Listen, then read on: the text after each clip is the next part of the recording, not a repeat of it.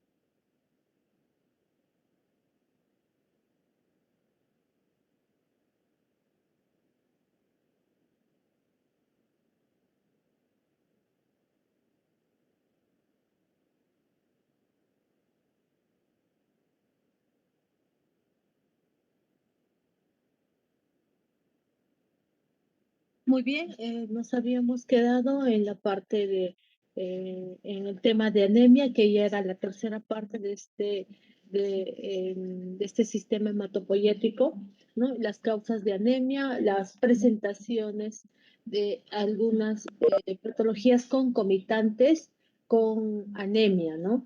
Por ejemplo, creo que me quedé en esta parte, en esta diapositiva, al examen físico en un paciente con anemia, por ejemplo, a la evaluación de piel y faneras, ¿no? Específicamente las uñas y cabello.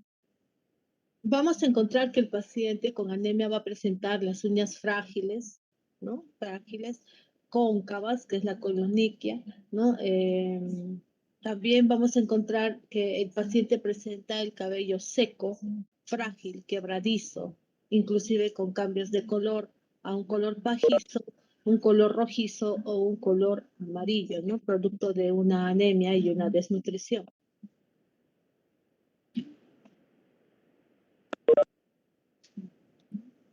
En cuanto a la anemia en concavitación con problemas o patologías de la lengua, vamos a encontrar una glositis de Hunter, por ejemplo, que es una lengua despapilada, dolorosa, que es color rojo intenso debido al déficit de vitamina B12, ¿no? Esto estaría relacionado con un problema de avitaminosis o una anemia por déficit de vitamina B12. También podríamos encontrar una glositis atrófica por el déficit de hierro. En esa es la patología de anemia por déficit de hierro, ¿no? Son dos patologías similares por anemia con diferentes formas de origen. Si encontramos un paciente con anemia y a la vez presenta adenopatías, deberíamos sospechar de una patología o un proceso linfoproliferativo o un proceso neoplásico. Por ejemplo, linfoproliferativo es un paciente que presenta anemia y podría presentar múltiples adenopatías en las cadenas ganglionares, puede ser en el cuello, en regiones axilares, en regiones inguinales. Entonces, si vemos un paciente pálido con una hemoglobina baja y adenopatías, sospechar de una patología linfoproliferativa como linfomas, leucemias, eh, y además, así es, leucemias, efectivamente, y en patologías como procesos neoplásicos, por ejemplo, si encontramos un ganglio de Big-Show, como habíamos hablado anteriormente, que se encuentra en la región supraclavicular, o ganglios en la zona de la cadena ganglionar cervical, podríamos estar pensando en un cáncer de mama, un cáncer de estómago, ¿no? Un cáncer de tiroides, inclusive de pulmones, ¿no? Entonces, hay patologías que cursan con patologías neoplásicas que cursan con anemia y definitivamente con adenopatías. También cuando hay un paciente con anemia, a la evaluación del esternón vamos a encontrar un signo que es el dolor provocado por la percusión en el esternón. Entonces, si hay un paciente que tiene dolor en el esternón, a la percusión, a la palpación, probablemente sea el signo del Graven, ¿no? Que es un paciente que esté cursando con anemia y debemos buscar la causa de la anemia, ¿no? ¿Qué anemia, qué tipo de anemia está presentando ese paciente? Sospechar de anemia, sobre todo en adultos mayores, ¿no? También hay infiltración medular en algunos pacientes y esto genera una leucemia aguda, ¿no? O problemas mielodisplásicos, como dice Richard Bedok, ¿no? Mielodisplásicos, leucemias linfocíticas o mieloides. También debemos evaluar el examen físico pacientes con edemas, ¿no? Pacientes que hacen anemia a la vez podrían presentar edemas en aquellos pacientes que presentan retención hidrosalina y a la vez son anémicos, ¿no? En la patología de enfermedad renal también sabemos que hay pacientes con enfermedad renal crónica van a cursar con edemas y también van a cursar con disminución de la hemoglobina, producto de que es ya anteriormente uno de vuestros compañeros lo dijo, el riñón es el que produce la eritropoyetina, que es el que se encarga de la producción de los eritrocitos, ¿no? Por consiguiente, si no hay una buena cantidad de eritrocitos, probablemente este paciente va a estar con anemia y con edema. En una enfermedad hepática, igualmente también hay una congestión, pacientes con anemia y con edemas, ¿no? Cardíaca de la misma manera, ¿no? Hipoalbuminemia también, edemas. Los pacientes que cursan con anemia crónica, en su gran mayoría, y anemias moderadas y severas, en su gran mayoría nos van a hacer soplos. Los soplos en estos pacientes no son porque tengan una patología cardiovascular o cardíaca, sino son porque están cursando con anemia. Entonces, estos soplos son eyectivos, también pueden ser regurgitativos, ¿no? En casos de endocarditis infecciosas, ¿no? Estos soplos son eyectivos, ¿no? No es que tengan un problema en las válvulas o casos similares. La anemia y evaluación en el abdomen. Algunos pacientes que presentan, por ejemplo, una masa gastrointestinal podrían estar cursando con una tumoración gastrointestinal. Entonces, ustedes saben que los problemas tumorales o neoplásicos generalmente se presentan con anemia. Hay que descartar, ¿no? Hay que buscar una masa gastrointestinal. Igual hay que buscar una masa renal, que también podría ser una patología concomitante con anemia, un hígado, un riñón poliquístico, por ejemplo, ese riñón también va, o un riñón que presente una tumoración igualmente va a generar anemia, ¿no? O podría ser una aneurisma, aneurisma de la aorta abdominal, y podríamos estar cursando también con palpando una masa, ¿no? Son casos extremos, este del aneurisma, pero no está de más evaluar. Eh, los, las patologías del vaso con anemia, generalmente cuando hay esplenomegalia estamos ante un proceso linfoproliferativo, ¿no? O un paciente que podría estar haciendo hiperesplenismo, ¿no? Con un vaso grande, ¿no? Esplenomegalia. Entonces hay un secuestro a ese nivel de glóbulos rojos. Estos pacientes no solamente van a hacer anemia, ¿no? En el hiperesplenismo también van a presentar leucopenia, trombocitopenia. Entonces, las tres series se encuentran afectadas, tanto el glóbulo blanco, glóbulo rojo y las plaquetas, ¿no? En cuanto a la patología pélvica, pacientes que cursan con anemia, tendríamos que buscar, en caso de mujeres, tumores ginecológicos, ¿no? Tumores ginecológicos, por ejemplo, hemartromas, algunas tumoraciones de ovario, ¿no? También algunas tumoraciones en el útero que generan sangrado o que generan secuestro. Estos pacientes podrían presentar en su gran mayoría anemias, ¿no? En caso de varones también es un poco menos frecuente. Las tumoraciones no se pueden palpar en su gran mayoría, pero los tumores prostáticos son uno de los causantes que van a cursar con anemia. A nivel anorrectal, sí es en hombre y mujer. Estas tumoraciones anorrectales generan en su gran mayoría también anemia. Las patologías hemorroidales también, pero una anemia leve, ¿no? Una anemia leve, no es muy frecuente. Pero sí, las tumoraciones hemorroidales van a generar eh, una hemorroides trombosadas, ¿no? Trombosadas. Entonces, eso ya es una patología, no necesariamente con anemia, pero sí con un sangrado leve en la zona hemorroidal, ¿no? Anorrectal. Y en cuanto al examen neurológico, hay que buscar, por ejemplo, patologías como pseudotabes, ¿no? O hipotiroidismo, que van a cursar con anemias, ¿no? La patología de pseudotabes, ¿no? Van a presentar a palestesia. Además, también podría haber un síndrome coronal posterior, eso es típicamente de la parte neurológica, ¿no? Y en hipotiroidismo vamos a encontrar pues pacientes con los reflejos tendinosos con una relajación lenta propio de su enfermedad hipotiroidea. Además, algunas miopatías, ¿no? La piel reseca, etcétera, y anemia concomitante, ¿no? Sin embargo, en estas dos patologías, la anemia no es leve, no es una anemia moderada ni severa.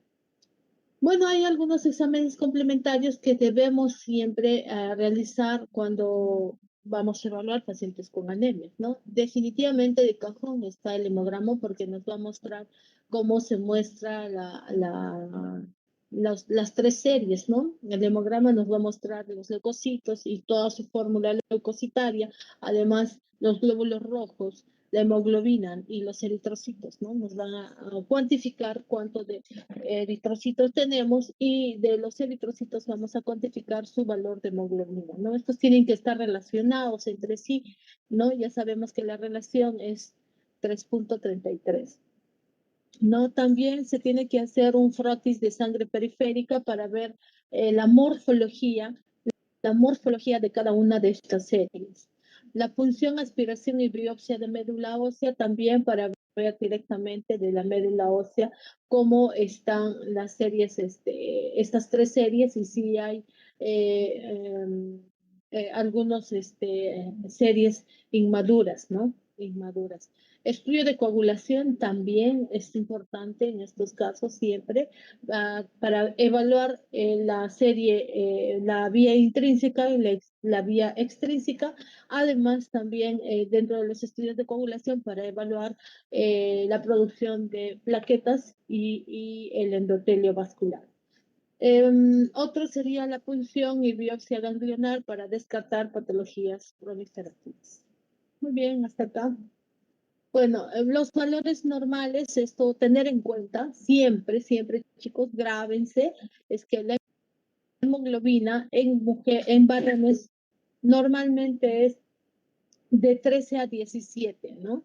De 13 a 17 gramos por decilitro. En mujeres es de 12 a 15 gramos por decilitro. Ese es el valor normal.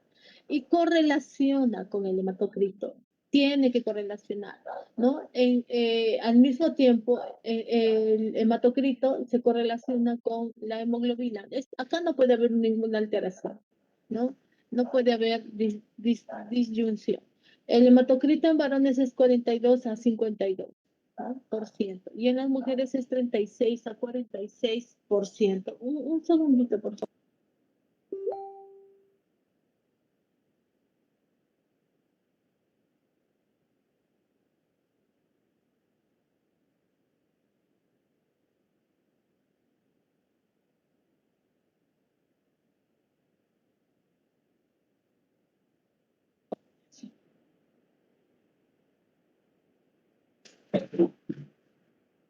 Muy bien. Bueno, igualmente también los reticulocitos, tenemos los valores en varones y en mujeres, los eritrocitos y los reticulocitos, ¿no? En valores absolutos y en valores porcentuales, ¿no? Acá tienen un cuadrito. Eh, También tenemos mm, la evaluación de las formas de la estructura de cada uno de en este caso de la hemoglobina, ¿no? Estamos hablando de la hemoglobina y de los glóbulos rojos, ¿no? Bueno, este es un cuadrito, son los valores normales, ¿no? De los pacientes para evaluar el caso de.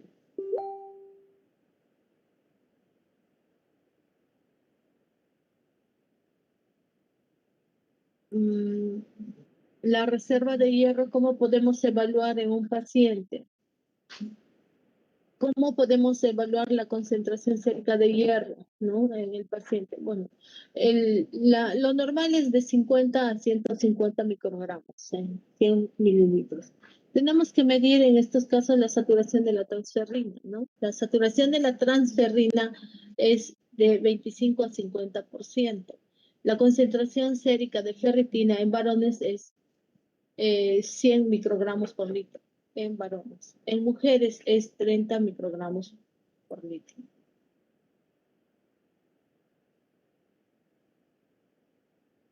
Bueno, acá tenemos un flujograma de,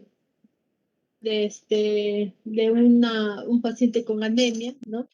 Tenemos que hacer un recuento de los reticulocitos y ver el índice. Si el índice es menos de 2.5, es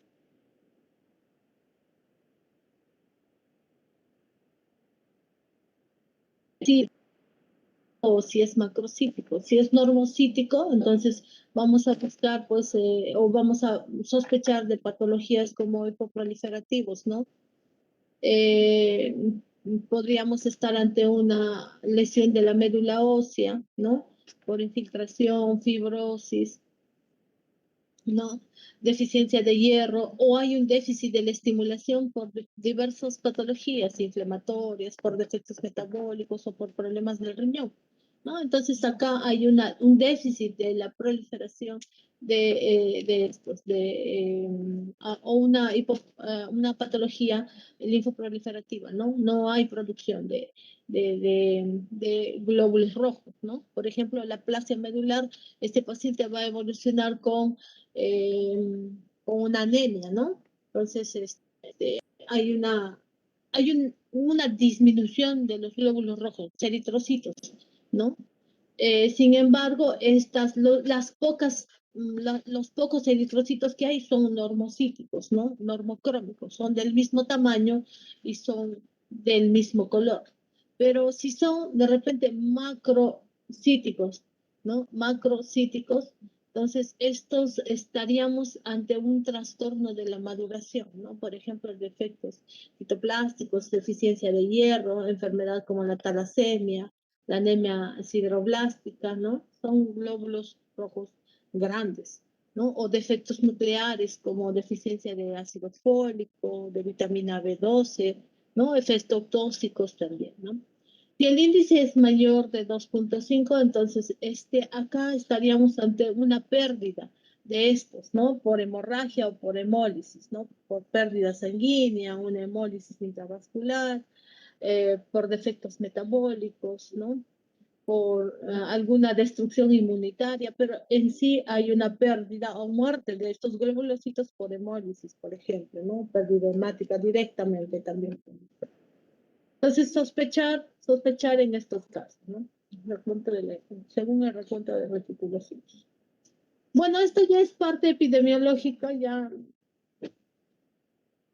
la parte de epidemiología y la anemia en el Perú, ¿no? Esto creo que ahorita ya no vamos a poder.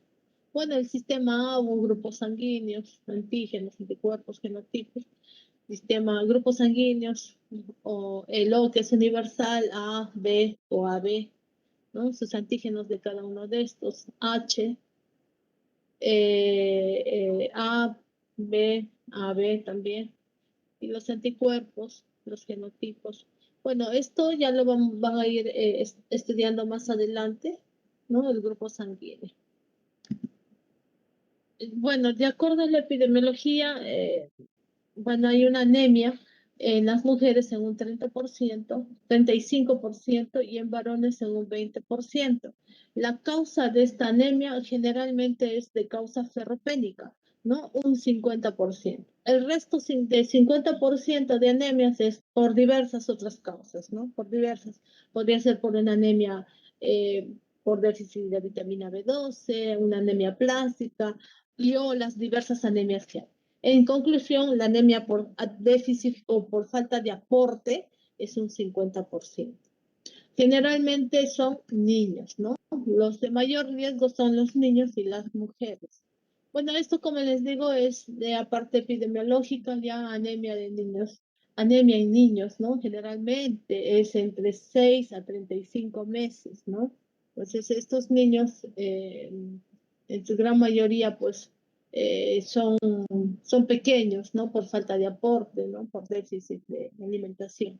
Y va a generar o va a la vez concomitante con una desnutrición. Estos niños, ¿no? Hacen anemia y desnutrición a la vez, ¿no? Vamos viendo cómo esta anemia no se ha logrado mejorar en el transcurso de los años. Al contrario, ha tenido una disminución, por ahí ha tenido, no una meseta, pero se ha mantenido en cierta cantidad de números y ha habido mucha variación, ¿no? ¿Cuáles las características de la anemia infantil? ¿No?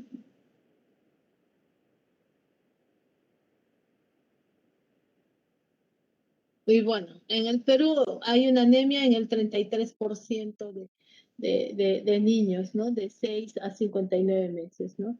Y en otros países, pues, es menos, ¿no? Como vemos, en Canadá en estos niños hay anemia 14%, Reino Unido 13%, y hay otros países que tienen mucho más también, ¿no? Pakistán, India, que están incrementados. Nosotros nos encontramos en un término medio, pues, ¿no? Pero de todas maneras, el tener un incremento de anemia en un país nos considera subdesarrollado. Muy bien, en el 2015 a nivel nacional había una anemia de un 20.7%, a nivel urbano era 20.8% y a nivel rural era 20.3%. No hay mucha diferencia, ¿no? No hay mucha diferencia. Muy bien, chicos, esto ya es parte ya epidemiológica para mostrarles cómo se encuentra la situación de anemia en el Perú. Creo que hasta ahí concluimos. con la parte de la exposición, ¿no? Ahora vamos a dar inicio a la exposición de los alumnos que están preparando cada grupo o subgrupo en este caso. Son 5 subgrupos o 6 subgrupos que deben exponer hoy. Damos inicio. ¿Quién es el primer grupo? Nosotros, doctora. Ya voy a Muy compartir. bien, chicos, vayan proyectando. A ver, un segundito, por favor, un segundito, esperen.